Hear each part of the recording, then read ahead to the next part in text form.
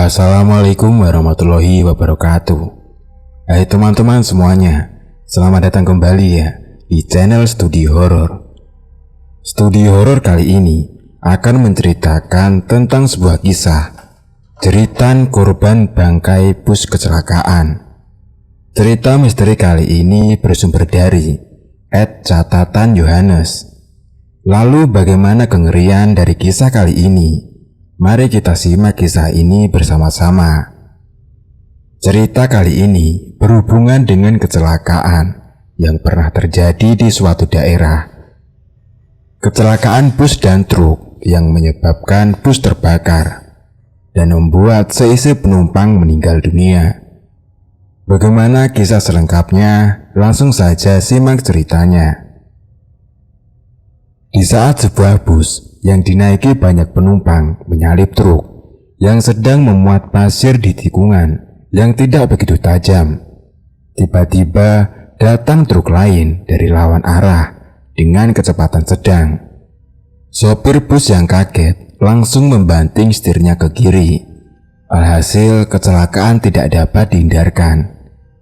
2 truk dan 1 bus ringsek di tikungan itu. Terlebih bus tersebut terbakar, entah dari mana asal mulanya, sehingga membuat seluruh penumpang, termasuk supir dan kernet, meninggal dunia. Begitu juga dengan kedua sopir truk. Begitulah awal mulanya yang membuat jalanan di sana menjadi menyeramkan. Mitos yang sering kali diceritakan oleh warga sekitar yaitu banyak suara meminta tolong dari dalam bus.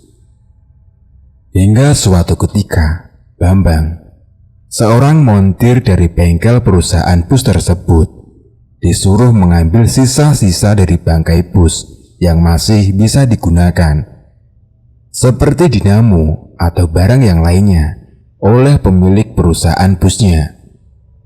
Bambang tidak sendiri. Dia ditemani 2 orang temannya, yaitu Joni dan Mat. Berangkatlah mereka pagi-pagi agar penerangan matahari bisa membantu mereka melihat dengan jelas bongkahan demi bongkahan bus tersebut. Bus masih tergeletak di TKP, sehingga mereka bertiga harus menempuh perjalanan yang lumayan jauh dari garasinya. Sesampainya di TKP, tanpa basa-basi lagi, mereka turun dari mobil dan langsung menuju ke dalam bangkai bus. Lama di dalam bus, mereka mengecek satu persatu barang-barang yang masih layak digunakan. Karena menurut Bambang, tidak ada yang layak untuk digunakan kembali. Bambang pun berinisiatif turun dan melihat kondisi mesin di bawah bus. Sedangkan Joni dan Mat masih berada di dalam bus. Setelah memasang alas untuk masuk ke bawah bus, Bambang langsung melihat kondisi mesin yang masih layak. Dia kaget ketika melihat ada darah segar yang masih mengucur ke bawah. Bukannya semua jasad sudah dievakuasi ya? Dan juga kan ini sudah 3 hari dari kejadian, gumam Bambang dalam hati. Bambang terus melihat kucuran darah segar yang terus saja dan tidak habis-habis itu. Pak. Bambang kaget karena ada orang yang memanggilnya. Apa? Jawab Bambang. Saya mau mengambil sendal saya, Pak. Ketinggalan di dalam bus, kata seorang pria yang mengagetkan Bambang. Woh, ya udah sana. Di sana ada teman-teman saya, jawab Bambang dengan singkat. Karena juga Bambang masih sibuk memikirkan sumber darah di sebelahnya yang terus mengucur deras itu dan tidak berhenti. Karena tidak kunjung mendapatkan jawaban, akhirnya Bambang memutuskan untuk tidak melanjutkan rasa penasarannya dan kembali fokus untuk mengambil mesin yang masih layak digunakan. Tangan Bambang menggerayai obeng dan engkol yang ada di sebelahnya. Setelah berhasil mendapatkannya, lalu Bambang mulai menempelkan engkol ke baut. Engkol dan obeng sudah digunakan untuk memutar baut-baut yang menempel di mesin. Dia putar terus sekuat tenaga, karena memang baut sudah lengket dengan mesinnya. Baut berhasil diputar, dan mesin yang masih bisa digunakan sudah di tangan. Bambang pun bergegas keluar dari bawah bus. Setelah keluar, Bambang memanggil temannya yang berada di dalam bus itu. "John?" Karena tidak kunjung mendapatkan jawaban, akhirnya Bambang memutuskan untuk masuk ke dalam bus.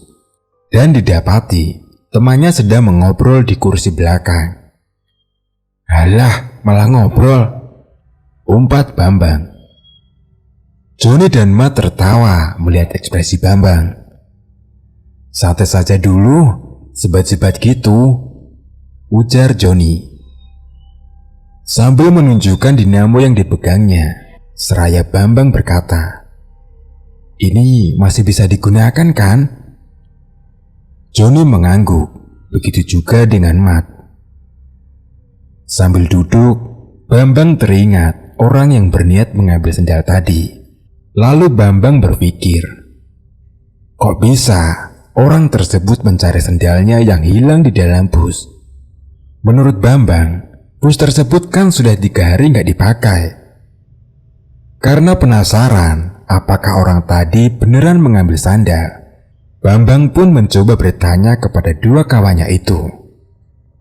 John, tadi ada orang yang mau ngambil sandal di sini. Orangnya kemana?" tanya Bambang. "Orang? Ngambil sandal?" tanya balik Matt yang bingung sambil menggaruk-garuk kepalanya. "Iya, laki-laki," tegas Bambang.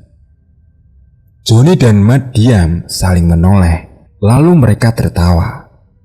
Mana ada orang yang mau masuk ke sini, mau nyari sandal lagi? Emang sandal bekas bisa dijual? Ujar Matt sambil terus tertawa. Tawa Johnny pun semakin keras seakan meledek Bambang. Bambang yang juga kebingungan tentang laki-laki tadi pun jadi terdiam sambil otaknya terus berpikir. "Bang, kamu sehat?" tanya Johnny sambil terus tertawa. "Sehatlah," jawab Bambang dengan nada meninggi dan mulai emosi dengan reaksi teman-temannya. Melihat reaksi Bambang yang emosi, tertawa keduanya pun langsung berhenti. "Kamu serius? Tadi kamu melihat laki-laki yang akan mengambil sendal?" tanya Matt dengan serius. "Serius? Bukan cuma melihat. Orang itu tadi juga izin ke saya," jawab Bambang. Tunggu. Ini ceritanya gimana sih, Bang?" tanya Johnny yang memutus obrolan Bambang dengan Matt. "Jadi, tadi sewaktu saya mau mengambil dinamo, saya dikagetkan dengan darah yang mengucur ke tanah. Sewaktu saya memikirkan sumber darah tersebut, tiba-tiba saya dikagetkan ada laki-laki yang menyapa saya. Lalu dia meminta izin untuk mengambil sendalnya yang tertinggal di dalam bus ini, katanya," jelas Bambang. Johnny kaget setelah mendengar penjelasan dari Bambang. Refleks, Johnny menoleh ke arah Matt dan begitupun sebaliknya. Cukup lama berhadapan, Matt pun akhirnya kembali menoleh ke arah Bambang, lalu berkata, "Tidak ada siapa-siapa loh di sini, dan tidak ada orang yang masuk ke sini sedari tadi." Bambang pun terdiam, dibuat bingung dengan jawaban Matt. Tidak lama, Bambang mengangkat kepala, lalu bertanya kepada kedua kawannya itu, "Jika memang tidak ada, lalu tadi itu siapa?" Tunggu. Memang kamu melihat orang tersebut masuk ke dalam bus ini? Bisa jadi itu cuma orang-orang iseng, ujar Johnny. "Melihat sendiri, John. Aku juga mendengar suara hentakan kakinya saat dia naik tangga di pintu depan bus," jawab Bambang dengan tegas. "Bukan manusia." Tiba-tiba Matt menyeletuk, menghentikan obrolan Bambang. "Bukan manusia? Bagaimana maksudmu?" Tanya Bambang dengan penasaran. Sejenak, Mat menghela nafas dengan panjang. Kemudian, dengan detak jantung yang berdetak lebih kencang dari sebelumnya, Mat menjawab, "Jika itu manusia, lantas bagaimana bisa kita tidak melihatnya?" Semua langsung terdiam. Rasa takut menyelimuti tubuh mereka. Meskipun matahari masih menyinarkan sinarnya. "Ah, sudahlah, lupakan tentang kejadian itu. Kita kembali bekerja saja ya," ujar Bambang. Mat dan Joni mengangguk mendengarkan ucapan Bambang. Lalu, ketiganya berdiri dan mulai berpencar, mencari barang-barang yang masih bisa digunakan. Terlalu asik bekerja hingga tidak terasa senja pun tiba. Atas inisiatifnya, Bambang menyuruh kedua temannya untuk menyudahi pekerjaannya dan dilanjutkan keesokan harinya. "Kamu menyuruh kita selesai ini karena kasihan sama kita atau karena kamu takut didatangi hantu lagi?" Hahaha, tanya Mat dengan gelagat mengejek Bambang.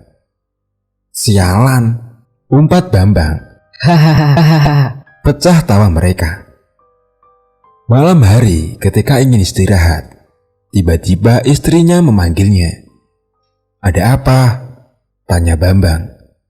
"Tadi aku lihat ada bercak darah di tembok kamar mandi, Mas." Jelas istri Bambang. "Lalu?" ujar Bambang agar istrinya melanjutkan ceritanya. "Cepat-cepat saya langsung keluar, Mas." Ucap istrinya. "Berarti sekarang masih ada?" tanya Bambang. "Masih, soalnya aku tidak berani membersihkannya, Mas." Kata istrinya. "Ya udah, biar saya yang membersihkannya," kata Bambang. Lastri istrinya mengangguk dengan penuh kecemasan dan dibaluti rasa takut yang amat mendalam. Karena takut harus menunggu lama di dalam kamar mandi, Lastri memutuskan untuk mengikuti suaminya dari belakang. Dengan langkah yang semakin pelan, Bambang meyakinkan dulu hatinya, menghilangkan segenap rasa takut yang menyelimuti jiwanya. Setelah memastikan sudah cukup, dengan yakin, Bambang masuk ke dalam kamar mandi. "Mana?" tanya Bambang. "Di situ, di atas gantungan baju." Jawab Lastri. "Gak ada," ujar Bambang. "Hah? Masa iya, Mas?" Ujar Lastri yang masih tidak percaya. "Sini, kamu masuk," pinta Bambang. Dengan detak jantung yang berdetak kencang seakan ingin lepas, Lastri melangkah masuk menuju kamar mandi. Setelah benar-benar sudah berada di dalam kamar mandi, Lastri kaget karena bercak darah yang tadinya dia lihat kini tidak ada. "Tadi di situ loh, Mas." Ucap Lastri sembari menunjuk atas gantungan baju. "Mungkin tadi kamu cuma halu," ujar Bambang sambil menggeleng-gelengkan kepala. "Ah, tidak mungkin. Tadi lama aku melihat darah itu. Aku juga sudah mengedip-ngedipkan mataku, Mas." Jelas Lastri. "Ya udah, ayo tidur saja," kata Bambang. Akhirnya mereka berdua kembali menuju kamar dan berniat untuk tidur. Di sela-sela akan tidur, tiba-tiba HP Bambang berbunyi. Rupanya Joni yang sedang menelponnya. "Halo, apa John?" "Bang, aku sudah tadi diteror sama hantu," jelas Joni. "Teror bagaimana?" tanya Bambang. "Mulai dari lampu depan rumah yang tiba-tiba pecah, suara tawa kuntilanak, hingga bercak darah di tembok kamar mandi," jelas Joni. "Bercak darah di tembok kamar mandi?" tanya Bambang dengan penasaran. "Iya, jadi tadi ada bagian tembok yang tiba-tiba ada bercak darah. Lah anehnya itu di atas. Yang nemuin itu istri saya. Sewaktu saya cek, emang ada itu darahnya." Jelas Joni lagi. Loh, kalau gitu sama John, tegas Bambang. Sama? Tanya Joni. Iya, di rumahku juga ada bercak darah, sama-sama di tembok kamar mandi, kata Bambang. Wah, kamu serius Bang? Tanya Joni yang masih tidak percaya. Iya, sama juga, yang nemuin istriku. Tapi, sewaktu saya cek sudah tidak ada. Namun, wajah istriku sudah pucat karena ketakutan. Jelas Bambang. Apa ini teror dari hantu di bangkai bus tadi itu? Tanya Joni. Bisa jadi. Tapi, jika memang dari bangkai bus tadi, harusnya si Mat juga mendapatkan teror seperti kita, kata Bambang. Benar. Lalu bagaimana dengan Mat? Apa kamu tahu kabarnya? Tanya Bambang. Tidak Bang. Biar besok kita tanya langsung ke Mat, jawab Joni. Keesokan harinya, mereka kembali menuju ke TKP karena bangkai bus masih belum boleh dibawa ke garasi tempat mereka bekerja. Rasa khawatir menyelimuti tubuh Bambang dan Joni, akan tetapi tidak dengan Mat. Sepanjang perjalanan dari garasi sampai ke TKP, tidak ada obrolan yang membahas tentang kejadian yang dialami Bambang dan juga Joni semalam. Bambang atau Joni enggan memulai pembicaraan ataupun sekedar bertanya memastikan apakah Mat juga mengalami hal yang sama dengan dirinya. Sesampainya di TKP, mereka, Bambang dan Joni, masih tutup mulut akan teror yang dialaminya. Bambang mulai mengatur pekerjaan yang harus dikerjakan temannya. Lama bekerja, hingga tidak terasa suara azan zuhur berkumandang. Bambang dan Joni berada di bawah, sedangkan Mat seorang diri berada di dalam bangkai bus tersebut. Mas. Suara lirih seorang wanita mengagetkan Mat yang masih sibuk dengan pekerjaannya. Menarik nafas dalam-dalam. Siapa itu? Kata Mat dalam hati. Namun, gelagat Mat masih menunjukkan sikap tenang. Sama sekali dia tidak menunjukkan sikap takut. Meskipun detak jantungnya sudah berdetak lebih cepat dari biasanya. Sudah zuhur, sholat dulu Mas. Lagi-lagi, suara wanita itu kembali terdengar. Sikap tenang Mat kali ini berubah.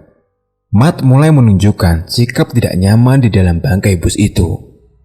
Namun karena lagi bekerja, Mat menunjukkan sikap profesional dengan tetap melanjutkan pekerjaannya dan tidak menghiraukan suara lirih perempuan itu. Tidak lama dari suara wanita yang menyuruh Mat untuk sholat zuhur, tiba-tiba Mat mendengar hentakan langkah demi langkah yang mulai mendekatinya.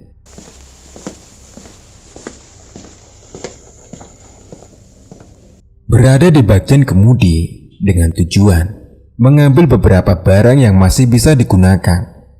Posisinya juga yang terlentang membuat Mat tidak bisa mengetahui itu langkah kaki siapa.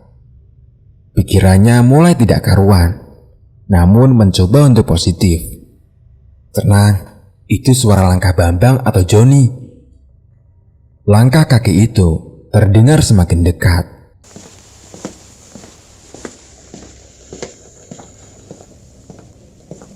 Namun, tidak ada suara dari mulut orang yang melangkah itu. Membuat dalam hati Mat masih bertanya-tanya, itu suara langkah kaki siapa? Dengan susah payah, Mat meyakinkan hatinya untuk berani melihat itu langkah kaki siapa. Namun tetap saja gagal. Detak jantungnya sudah tidak sewajarnya lagi. Keringat dingin mulai keluar dan rasa takut mulai menguasai tubuhnya. Kenapa tidak sholat? Suara wanita itu terdengar keras di telinga Mat, yang membuat Mat merasa dan tidak bisa mengeluarkan sepatah kata dari mulutnya. Seakan mulutnya terkunci rapat oleh rasa takutnya. Bola matanya mencoba melirik ke arah sumber suara itu. Alangkah kagetnya Mat didapati wanita paruh baya dengan wajah penuh darah yang ditutupi rambut panjang. Juga terlihat tangan berkerut pucat hingga terlihat otot-ototnya. Dengan sekuat tenaga Mat menjerit, namun masih saja gagal. Mulutnya tidak dapat mengeluarkan suara. Rah, rah. Hanya suara lirih yang keluar dari mulut Mat. Cukup lama Mat dan wanita itu saling pandang. Hanya bedanya tatapan wanita itu tajam.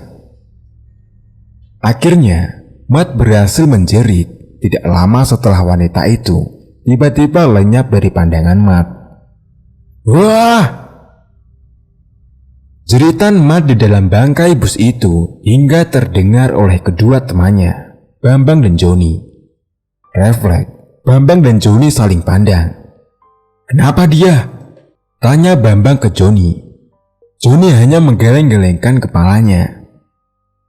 Karena rasa penasaran yang tinggi dan juga takut terjadi apa-apa sama Mat, Bambang memutuskan keluar dari bawah bus dan bergegas menuju ke dalam bus menemui Mat dan disusul oleh Joni di belakangnya.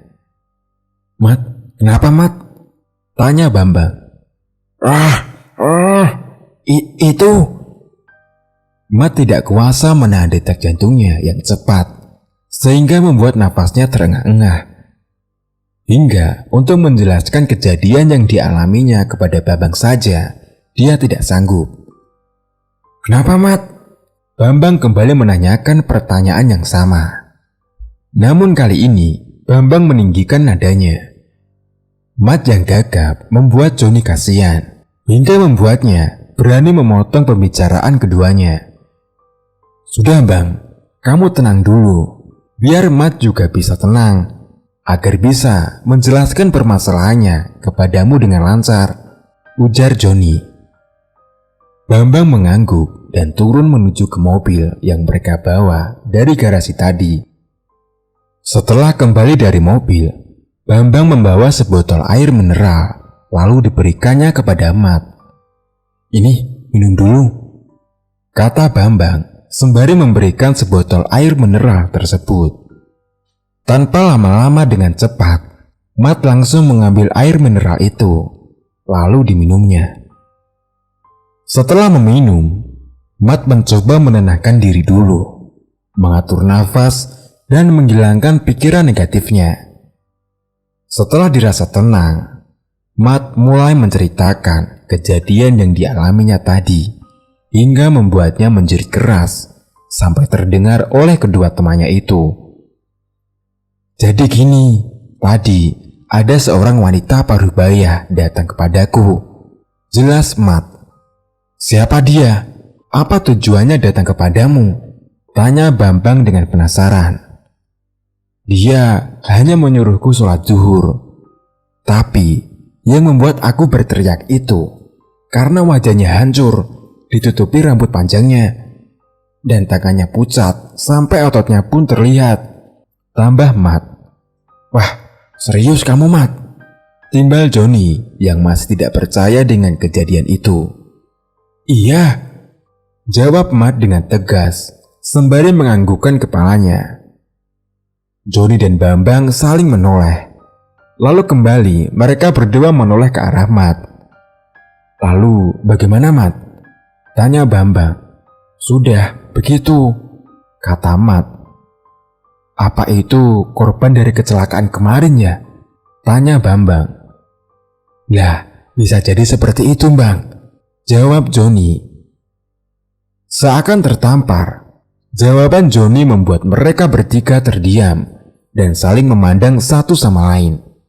Cukup lama mereka terdiam, lalu Bambang berinisiatif untuk bilang ke bosnya agar mereka bekerja mengambil sisa-sisa barang bus sewaktu bangkai bus sudah berada di garasi saja. Karena menurut mereka, teror ini terjadi karena mereka bekerja di TKP. agar mereka bekerja mengambil sisa-sisa barang bus sewaktu bangkai bus sudah berada di garasi saja. Ini kita langsung berada di kandangnya John. Ini yang menyebabkan teror itu terjadi. Jelas Bambang. Iya, benar. Di saat banyak orang yang tidak berani berada di sini atau lewat sini pun, kita malah bekerja di sini dan berada di dalam bangkai ini yang baru kemarin terjadi kecelakaan dan memakan banyak korban jiwa. Jelas Johnny. Matt dan Bambang mengangguk mendengar penjelasan dari Johnny. Wah, ini benar-benar gila. Di siang bolong seperti ini, masih saja ada hantu yang berani nongol, seperti tidak masuk akal. Imbuh Matt. Bambang mengangguk-angguk. Belum lagi, mereka harus diteror hingga ke rumah. Dan juga yang membuat mereka khawatir adalah teror terhadap keluarga mereka, istri dan anak-anak mereka. Oh ya Matt, apakah keluargamu juga mendapat teror seperti keluarga kita? Tanya Bambang. Bagaimana maksudmu Bang? Tanya balik Matt yang bingung dengan pertanyaan Bambang. Jadi begini Matt, kemarin istriku sama istrinya si Johnny diteror dengan adanya bercak darah di kamar mandi. Tapi lebih parah di keluarga si Johnny. Di sana terornya sampai mecahin lampu. Nah, kalau teror ke istriku ini, sewaktu aku cek, bercak darahnya tidak ada. Nah, kan aneh. Jelas Bambang. Matt mengangguk-ngangguk mendengarkan penjelasan Bambang dengan seksama. Apakah benar begitu John? Tanya Matt kepada Johnny. Sembari mengangguk, Johnny menjawab, iya. Lantas, bagaimana keadaan istri kalian? Tanya Matt. Baik-baik saja sih, cuman ada rasa trauma sendiri bagi istriku. Jawab Bambang. Iya, benar kata Bambang. Istriku jadi takut mau keluar rumah, ujar si Johnny. Ya udah, kita lanjut dulu pekerjaan kita hari ini. Selebihnya, kita bilang ke bos untuk melanjutkan setelah bangkai bus ini sudah berada di garasi, ucap Bambang. Matt dan Johnny mengangguk sepakat. Lalu mereka kembali bekerja. Namun kali ini, posisinya selalu bersamaan. Jika yang dikerjakan di dalam bus, maka mereka bertiga berada di dalam bus juga. Dan jika yang dikerjakan berada di luar bangkai bus, maka mereka bertiga berada di luar bangkai bus tersebut. Dikiranya sudah aman jika selalu bersama. Tiba-tiba tepat setelah azan asar berkumandang, bangkai bus tersebut seperti goyang sendiri. Mat, kenapa ini? Ucap Johnny dengan nada tinggi. Dengan berusaha lari keluar, Matt berteriak. Nggak tahu John, cepat lari keluar. Bergegas, Johnny menyudahi pekerjaannya dan bergegas pula lari keluar bangkai bus itu, disusul dengan Bambang. Sesampainya di luar bangkai bus, mereka terheran-heran karena tidak ada yang aneh dari bus tersebut. Lah, tidak ada apa-apa kok, ujar Bambang. Iya, balas Matt. Tapi, tadi kalian juga merasakan kan? Ucap Johnny. Bambang mengangguk, begitu juga dengan Matt. Bangkai bus ini seperti bergoyang kan? Tanya Johnny lagi. Iya, jawab Matt dengan sisa-sisa nafas yang masih terengah-engah. Aneh, kata Bambang. Setelah menarik nafas dalam-dalam dan mengembuskannya, Johnny meminta teman-temannya kembali ke dalam bus dan melanjutkan pekerjaan. Karena dirasa hanya firasat mereka saja, akhirnya mereka bertiga sepakat untuk melanjutkan pekerjaannya di dalam bus. Belum lama mereka melanjutkan pekerjaannya masing-masing. Tiba-tiba suara lirih seorang wanita terdengar.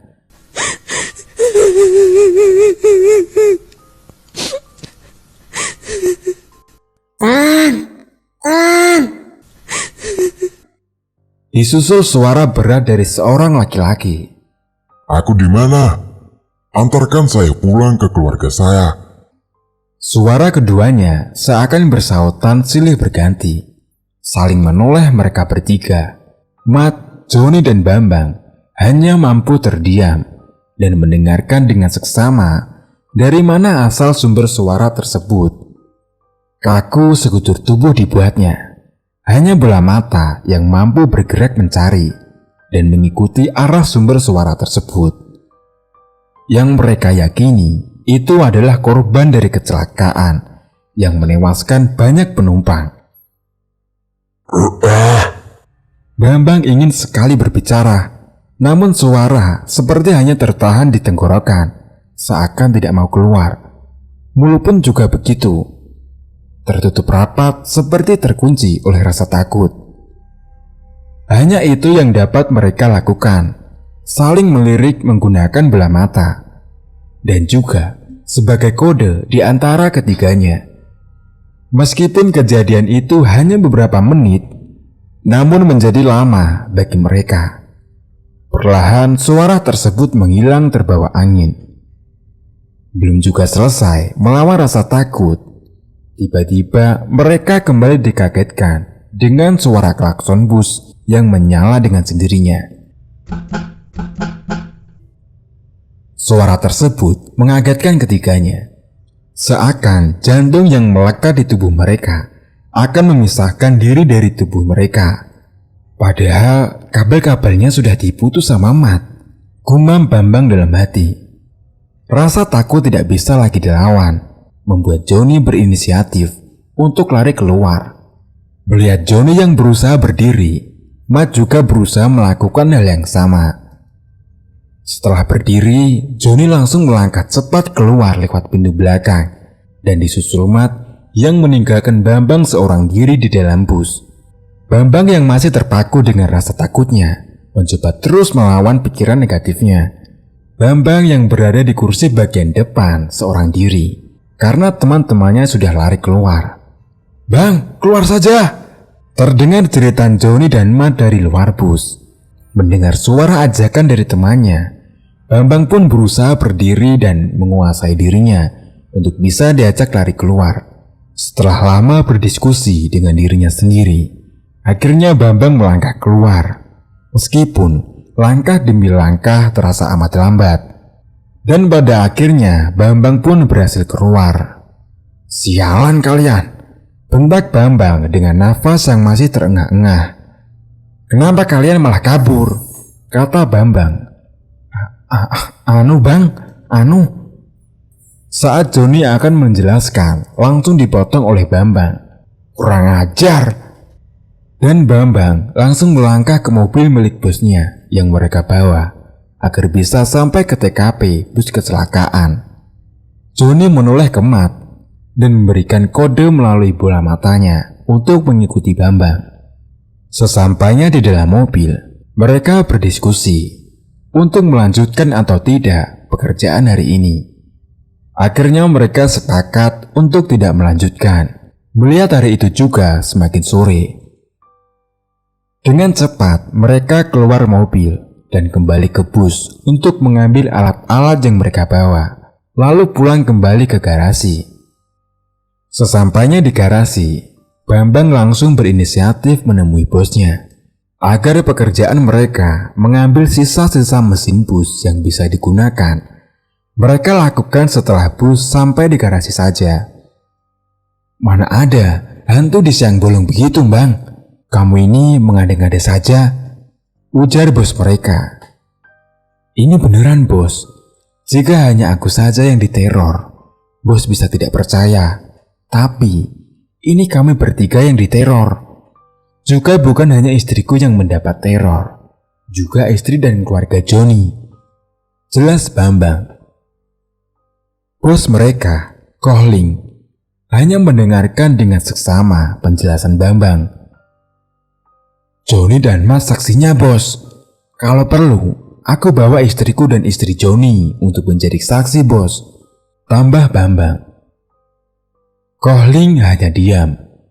Dalam otaknya seakan berpikir tentang kejujuran omongan Bambang. Terlebih, Bambang juga orang kepercayaannya.